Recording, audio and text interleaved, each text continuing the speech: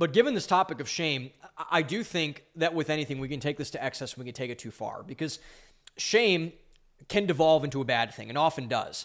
And I think we need to talk about the two sides of the shame coin now that we've kind of moved from pride to shame, because I think this is how we can actually fix pride. And like I said, pride needs shame in order to be fixed. But generally speaking, there's a way to go about this that I think is more strategic than people are generally speaking used to. So in general, there are two combatants of pride that need to be discussed and dissected when it comes to this. And those two things are shame, which you already mentioned. We'll talk about that a little bit more. And conviction, which is similar to shame, but different from shame. We're going to talk about those because one is, in the long term, is a good thing. One in the long term is a bad thing. One is good for you and one is not good for you over the span of time. So what most people think the answer to pride is to feel shame. And in some ways, I do want to give this argument, I don't want to totally throw this argument out. In some ways, this is correct. The answer to pride, as I just mentioned myself, is to feel some sort of shame, some sense of, man, I really screwed up there. Like that's not right. I shouldn't have done that, etc. And the person, ironically, that brought this up to me a couple of years, very long time ago, actually about 5 or 6 years ago at this point, was Dan Crenshaw. And I made a video about Dan Crenshaw. I don't like Dan Crenshaw at all. I think he's kind of a disgraceful person in many ways. But I despise everything about Dan Crenshaw's politics. But in his book that he wrote 5 years ago, around then, he was dead right, because in one of his chapters, he said we need to have a quote-unquote right sense of shame. And Dan's absolutely right about that. He's absolutely right about that, because when we miss the mark and when we do things that that's what Jordan Peterson's definition of sin is. I think that's a good one, is when we miss the mark on doing something either not good or not to the best of our ability, etc. When we do things that put us, our families, our culture in a bad spot, we're going to feel bad about that, which is called shame. We should feel shame about that. Shame at the end, like in itself, it is not a bad thing. But that said, shame also cannot be the end point. It cannot be the end. It is only a means. If we treat shame, as an ends and not as a means, your life will be miserable. And I don't want people's lives to be miserable. It's hard enough as it is out there. But the reality of all of this is that shame leads to a lot of bad things down the line if it is not fixed and put in its proper place. Shame leads to isolation, it leads to self-loathing, and it leads to, most importantly, a complete cutoff from self-improvement. That's the thing. I think the deepest problem with shame in the long term. So shame in the short term, it's like, man, I shouldn't have cheated on my test. I shouldn't have, looked at pornography. I shouldn't have done X, Y, and Z. Name your sin of choice. We all got them. But if you allow that to be internalized, that's when it kind of degrades and goes off the rails a bit.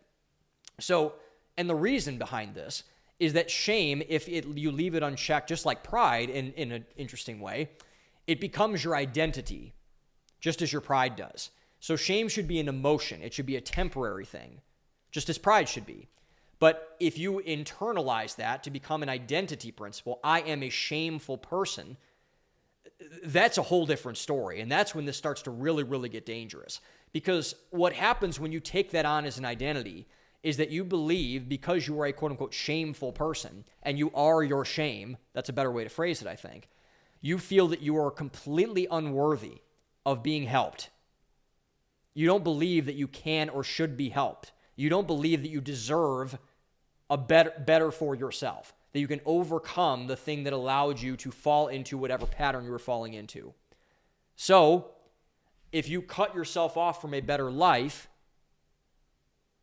you will devolve further into your own degeneracy. Because if the better parts of your life are cut off from you, from your own doing, because you believe that you're not worthy of them, the only thing that's left is your degeneracy.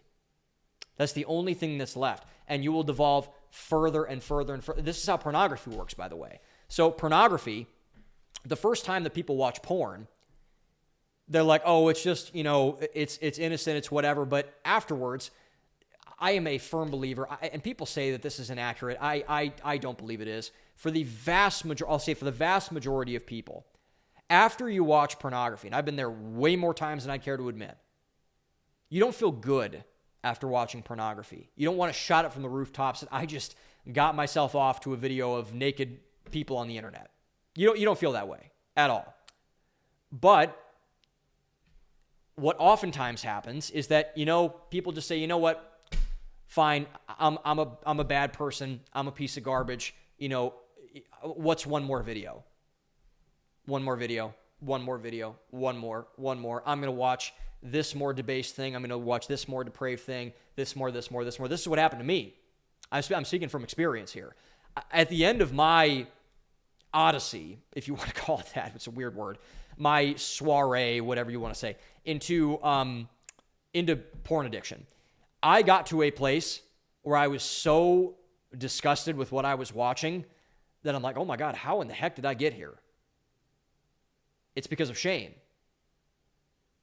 Shame is the reason. And that's with drugs, that's with alcohol, that's with cheating on your wife, that's with any sin pattern in your life. If you allow shame to dominate your sin, just like pride, you will have more of that. It's not good. It's not a good pattern. So this leads us to the second point on this. So instead, the proper end place of shame, instead of this being flopped, is conviction. So conviction and shame are similar, but they need to go in their proper order. So conviction should not be a means to the end of shame. Shame should be a means to the end of conviction.